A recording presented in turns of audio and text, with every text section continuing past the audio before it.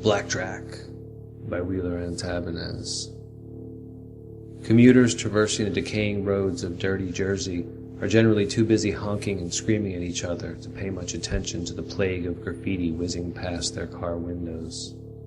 To the streaming hordes, the fading spray paint is utterly meaningless, blending together in a mush of color like a bad tattoo sleeving the landscape. For the majority of drivers and their passengers, the paint-stained wasteland rushes by in a blur, but no matter how desensitized or jaded the population has become to the writing on the wall, nobody can ignore BlakDrac, reigning high above all others. For years I was convinced that Black and Drac were two different people. It made sense because no one person could have reached such incredible heights without an accomplice. They would have to be a team, I surmised, one person to hold the rope and belay, while the other rappelled down to paint. The graffiti lining the highways was truly an eyesore, a further blight on the already corrupted North Jersey landscape, but BlakDrac was different. The rest of the population seemed to have no use for graffiti at all, looking upon it as a dirty, low-class form of expression. For me, however, the cryptic bubble letters and indecipherable scrawls were like runes of a mysterious text, hinting at the existence of secret societies and marking the demise of our decadent civilization. Esoteric gang signs and multicolored aerosol murals in depressed cities like Paterson and Newark were the talismans I sought on my daily forays into the jungles of New Jersey. By visiting the drug-infested projects and abandoned industrial backwaters of these ghettos, I was able to capture and amass an extensive collection of graffiti photos using my digital camera. Very early on, when I was first starting this vandal's collage, I began entering the best of my graffiti pictures into a spreadsheet on my computer. Of course, the spreadsheet program wasn't the best way to display photos, but it had other advantages. Each line of my database was like a footnote in a book, conveying the information by itself, but also furthering a larger story that would presumably require many paragraphs, chapters, and sections to reveal the full meaning. As my vandal's omnibus grew, I became obsessed with the elusive tenor behind the graffiti, and this hunger for deeper wisdom drove me out on a daily basis to capture and translate the hieroglyphics of the streets. When I would get home from one of these daily picture-taking missions to my somewhat lonely one-room studio, the first thing I always did was plug my camera into the computer and upload all the day's photos. Then I would sort through the images, choosing a single photo that best represented each piece, and one by one save them into my spreadsheet. After each tag was entered, and usually there were hundreds, I would tab through every cell, punching in the relevant data for the photos. Each line of the sheet had 5 columns. The first cell always contained the picture itself, which could be clicked to enlarge. The other columns were labeled artist, location, date, and description. It was this 5th column where I spent most of my time writing out detailed observations of each graffiti piece. As these words began to pile up, my photo database became highly searchable, allowing me to cross-reference information about individual artists and North Jersey graffiti as a whole. It also let me flush out the more visceral content of the paintings by exploring how they made me feel as I typed out my somewhat lengthy descriptions of each photo. Why I was compulsively compiling this data, I don't know. But as my spreadsheet evolved into a sprawling document, I began to see patterns emerging. There wasn't any specific message I was receiving, more of a dark mood and a dangerous aura that seemed to radiate from the data as I poured through and studied the nuances of my findings.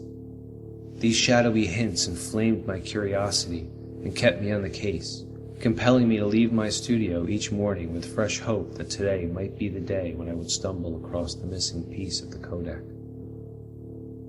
Out of all the tags I had become familiar with on my forays into the urban wilderness, no artist was more prevalent or prolific on the New Jersey scene than BlakDrac. Most graffiti writers content themselves with getting up along the highways or leaning out windows of abandoned buildings with paint rollers. They rarely spray their tags above shoulder level, and very few bother to use a ladder.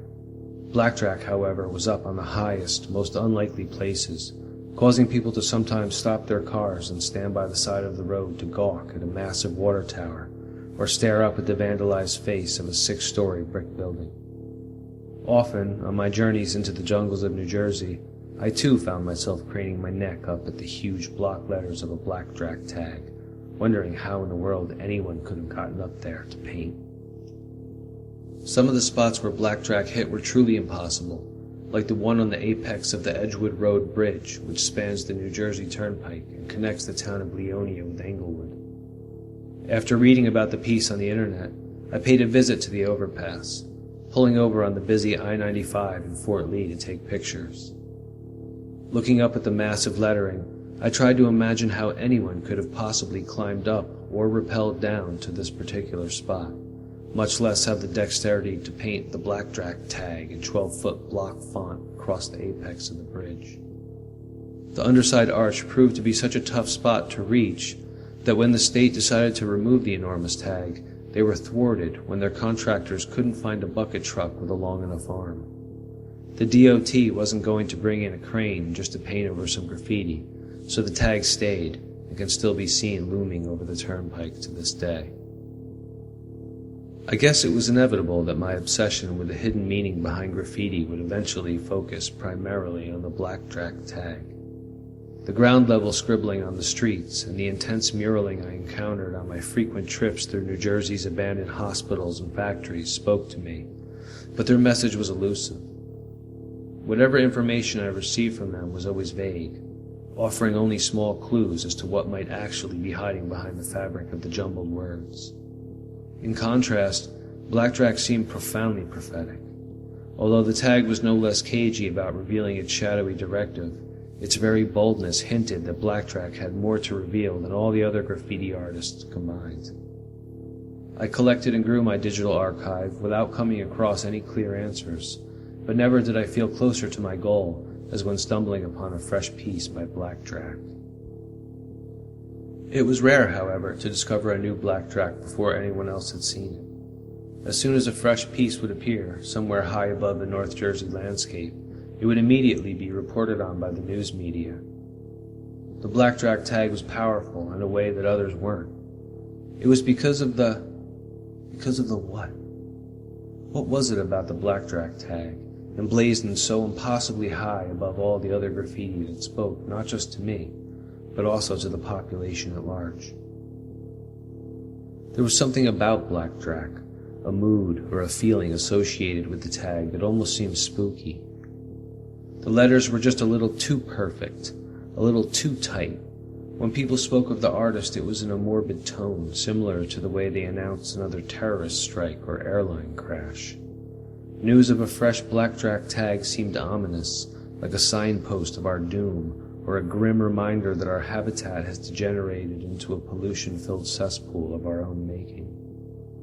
Even for me, there was something unsettling about the appearance of a new tag, but unlike others who were repelled by the cryptic messages, I was drawn to the mystery behind the bold black lettering. I began hunting BlakDrac in earnest, investigating the tag in the same way the police were probably doing, but for vastly different reasons. I knew there must be more BlakDrac pieces that I hadn't photographed, and my subsequent internet research led me on road trips to numerous corners of New Jersey where I had not previously visited. One BlakDrac that I especially wanted to take a picture of could be seen while driving over the Driscoll Bridge on the way down the shore. It was painted on a dilapidated water tower in the yard of a recycling company, the massive BlakDrac written as 2 words in bold black paint. After seeing pictures of the tag online, I made the trip to Keesby, New Jersey, and actually climbed the water tower in the dead of night just to get a closer look. Going hand over hand up the ladder of the rusting tower was one of the scariest experiences of my life, but the detailed up-close pictures I was able to get and the paint chip samples I collected more than justified the terrifying climb. It was especially worth the effort because this was the only BlakDrac tag that I was able to get close enough to actually touch. All the others were simply impossible to access due to their height or the security at the base of the structures. For example, BlakDrac is notorious for painting water tanks, but except for this one particular tower in Keesby, all the others were tightly sealed and guarded as part of the drinking water supply. After having been hit, it was always a matter of speculation in the newspapers as to how the lettering could be so large and perfect, and also how the artist or artists could have managed to paint over the lenses of every single security camera in the area.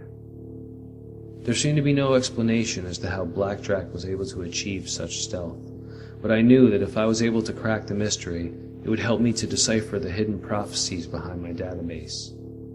After tracking down every single BlakDrac tag that I could find, and almost getting carjacked a few times in some bad neighborhoods, I was able to capture and enter a total of 206 BlakDrac tags scattered across the state, most of them in North Jersey.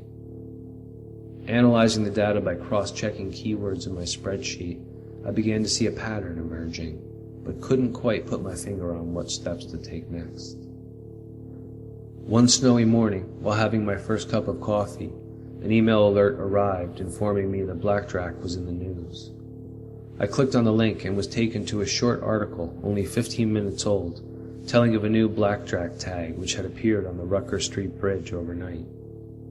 This 4-lane lift bridge spans the Passaic River between the towns of Belleville and Kearney, right next to the Arlington Diner. Later that same day, when I went to see it for myself, there was a crowd of spectators standing in the diner parking lot, staring up at a massive BlakDrac. It was painted as one word in huge block letters across the first tower of the powder blue bridge, and could be seen all the way from the top of the hill on Route 7. I went home surging with excitement, eager to input my latest entry. The next morning, again over coffee, I received another news alert letting me know that BlakDrac had struck once more, this time on the side of the abandoned W.R. Draw, which spans the Passaic River between North Newark and Kearney. I traveled to this spot as well, struggling to find a way to access Route 21 on foot. I ended up having to walk on the abandoned rail tracks from the Newark side and climb down the icy grade of the railroad cut in order to photograph the tracks from below. As I stood there by the side of the roaring highway, taking pictures from my database, I paused to wonder how BlakDrac could have possibly gotten those perfect letters up there on the corroded steel of the sagging train trestle. Snapping pictures again, I was suddenly struck with an idea. I said aloud to myself, "The Rucker Street Bridge was painted 2 nights ago, and then on the following night this tag appeared on the W.R. Draw. Maybe tonight BlakDrac will hit the next bridge down." Returning home to my studio, I uploaded the images of the defaced rail crossing and then checked out a digital map to find the next bridge down from the W.R. Draw. It was about 2 miles downstream, located on the border of Kearney and East Newark. It goes by the official name of NX Bridge, but is known locally as the Annie Bridge because the towering rails were used in the dramatic final scenes of the 1982 movie where little orphan Annie is saved via helicopter. The NX is a defunct bascule-style crossing that is now abandoned in the open position so boats can navigate the river without obstruction. The bridge's rigid tracks permanently point up into the heavens at a 65-degree angle and loom high above the polluted Passaic River. I was fairly certain after doing some research on the NX that BlakDrac would strike again that night, so I positioned myself on the shore around dusk in a spot where I had a good view of the bridge. Fully erect, the NX is quite phallic and clearly visible from other bridges in the area, such as the Clay Street Bridge and the Stickle Memorial Bridge, which carries Route 280 over the Passaic River. Leaving the NX open was necessary for navigation, but it has now been transformed into a monstrous eyesore that can be seen for miles when driving through Kearney, East Newark, Harrison, and Newark. The area near the base of the bridge where I was sitting was actually quite dangerous at night due to crackheads and dope fiends, but I wasn't about to lose my chance of witnessing BlakDrac in action. I had to creep my way through the homeless tents lining the abandoned rails to get there, but once I found a good perch on the cement retaining wall of the bridge, I was alone and felt safe enough to settle in for a long vigil. It was very cold that night, only about 20 degrees, but I had come equipped for the temperature with multiple layers of clothes, a wool hat, and chemical hand warmers which I kept in the pockets of my jacket. 3 or 4 hours passed, sitting on the cold concrete with my legs dangling over the black river below. The massive rail tracks and rusting framework of the corroding bridge loomed over me like a monument to entropy, but I found myself enjoying the soothing calm of the Passaic. All was cold and quiet. the only steady sound coming from the river as it flowed against the wooden bulkhead and the crumbling cement pylons of the bridge. In the sky, the moon was full behind the elevated tracks, and its brilliance merged quite beautifully with the light pollution of Newark to create a glowing crimson haze in the smog. I regretted arriving so early, but I had not wanted to miss it if BlakDrac made an appearance. I kept expecting two guys with coils of rope to appear out of the darkness on the train tracks, but as midnight finally rolled around, I started to doubt they would show up. I decided to sit there for another hour or so, and if they didn't arrive by 1 o'clock, I would call it a night, because by then the cold was starting to really penetrate, and I was getting restless. Just as I was about to stand up to leave, I happened to glance at the bridge and saw something weird flying around against the backdrop of the red sky.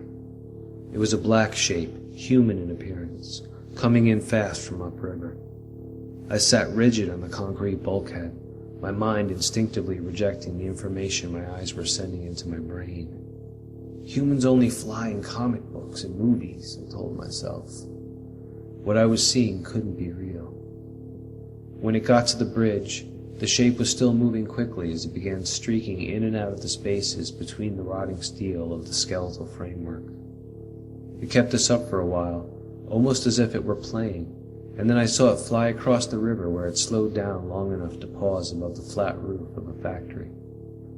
The shape was too far away to see more than rudimentary details, but as it slowly descended towards the lights of the factory, I could tell that the flying person I was witnessing had a distinctly feminine appearance. She approached a security camera mounted to the wall, and I couldn't quite tell, but it looked like she flew down and licked the camera's lens before abruptly flying away downstream towards the Clay Street Bridge.